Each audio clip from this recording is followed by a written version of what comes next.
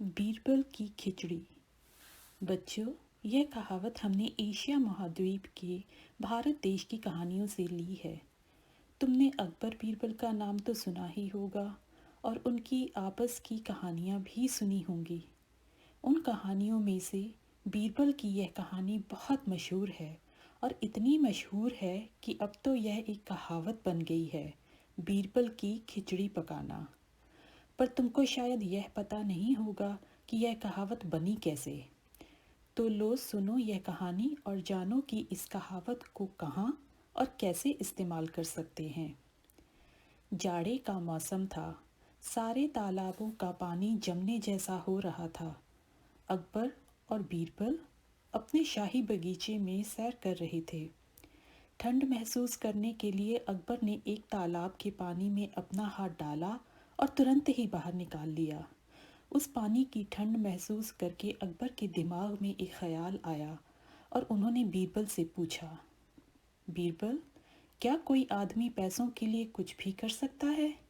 बीरबल बोले, जी जनाब, अगर उसको पैसों की वाकई ज़रूरत हो तो। बादशाह बोले, अच्छा, तो इसको साबित करो।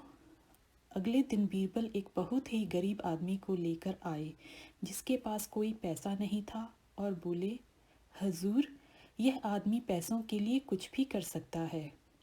बादशाह ने उस आदमी से पूछा, क्या तुम सर्दी के इस मौसम में एक रात यमुना के ठंडे पानी में खड़े होकर गुजार सकोगे? अगर तुम गुजार सकते हो तो हम तुमको सोने की 1,000 मुहरें देंगे। अब 1,000 मुहरें तो बहुत होती हैं। वह गरीब आदमी बेचारा उन 1,000 मुहरों के लालच में आ गया और वह उस सर्दी की रात यमुना के पानी में गुजारने चला गया। सर्दी बहुत थी पर 1,000 सोने की मोहरें भी उसके लिए कम नहीं थी। बादशाह के कुछ चौकीदार भी वहाँ खड़े थे, यह देखने के लिए कि वह वाकई उस ठंडे पानी में खड़ा रहा कि नहीं और उसने कोई धोखा तो नहीं किया। अगले दिन वह आदमी अपना इनाम लेने के लिए बादशाह के दरबार में पहुंचा तो बादशाह ने उससे पूछा, यह तो बताओ कि तुमने इतने ठंडे पानी में सारी रात कैसे खड़े रहे? आदमी सीधे सुबह बोला, सरकार, करीब 500 गज की दूरी पर एक लैंप पोस्ट जल रहा था। मैं उसी को देखता रहा, बस वही मेरी आशा थी। यह सुनकर बादशाह ने कहा कि वह आदमी इस इनाम के काबिल नहीं है, क्योंकि वह आदमी यकीनन उस लैंप पोस्ट से गर्मी ले रहा था, इसलिए वह पूरी तरीके से उस ठंडी रात में ठंडे पानी में खड़ा नहीं रहा। यह सुनकर वह गरीब आदमी बेचारा बहुत ही निराश हुआ कि सारी रात तो उस सर्दी की रात में यमुना के ठंडे पानी में खड़ा रहा और फिर भी उसे इनाम नहीं मिला। बीरबल भी यह सब सुन रहे थे। उनको बादशाह का यह तर्क बिल्कुल भी ठीक नहीं लगा कि 500 गज की दूरी से वह आदमी उस लैंप पोस्ट से गर्मी ले रहा था। ऐसा भला वह कैसे कर सकता था? उस समय तो उन्होंने कुछ कहना ठीक नहीं समझा, पर उन्होंने सोच लिया कि वह राजा को इसका जवाब ज़रूर देंगे और उसको न्याय दिलवाकर ही रहेंगे। अगले दिन बीरबल बहुत देर तक दरबार नहीं गए। अकबर ने उनका बहुत देर तक इंतज़ार किया, पर फिर भी जब बीरबल दरबार नहीं आए तो उन्होंने अपने एक आदमी को उनके घर भेजा कि जाओ देख कर आओ कि बीरबल आज दरबार में क्यों नहीं आए। नौकर ने वापस आकर बादशाह को बताया कि बीरबल खिचड़ी पका रहे हैं। वह कहते हैं कि जब उनकी खिचड़ी पक जाएगी तब वह अपनी खिचड़ी खाकर ही दरबार में आएंगे। 1 घंटा हुआ, 2 घंटे हुए, 3 घंटे हुए, पर बीरबल दरबार नहीं आए। लगता है कि बीरबल की खिचड़ी अभी तक नहीं पकी थी। यह ऐसी कैसी खिचड़ी थी बीरबल की कि पकने पर ही नहीं आ रही थी। नौकर कई बार जाकर वापस आ चुका था, पर बीरबल के आने के कोई आसार नजर नहीं आ रहे थे। सो इस बार बादशाह ने उन्हें खुद जाकर देखने का विचार किया। बादशाह बीरबल के घर गए। बादशाह को अपने घर आया देखकर बीरबल बादशाह को लेने बाहर आए और उनको बड़े आदर से अंदर ले गए। बादशाह ने बताया कि क्योंकि बीरबल बहुत देर से दरबार में नहीं आए थे, इसलिए वह खुद ही बीरबल को देखने के लिए चले आए थे कि क्या बात थी जो बीरबल को आने में इतनी देर लग रही थी।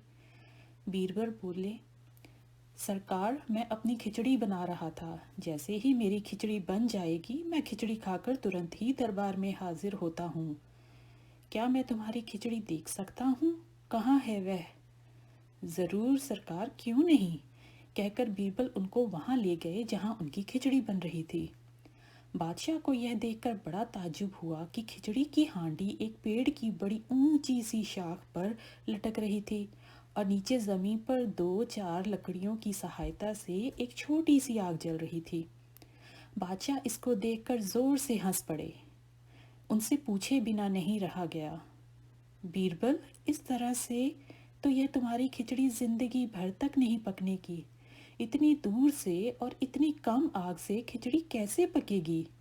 ये तुम्हें क्या हो गया है? बीरबल बोले, सरकार, यह खिचड़ी पकेगी और यह खिचड़ी भी उसी तरह पकेगी जिस तरह से उस गरीब आदमी को 500 गज दूरी से लगे उस लैंप पोस्ट से गर्मी मिल रही थी। बादशाह समझ गए कि उन्होंने उस गरीब आदमी को उसका इनाम न देकर उसके साथ बड़ा अन्याय किया। बादशाह बीरबल का जवाब सुनकर उल्टे पैरों दरबार वापस लौट गए और उस गरीब आदमी को दरबार में फिर से पेश करने का हुक्म दिया। तुरंत ही वह आदमी दरबार में लाया गया।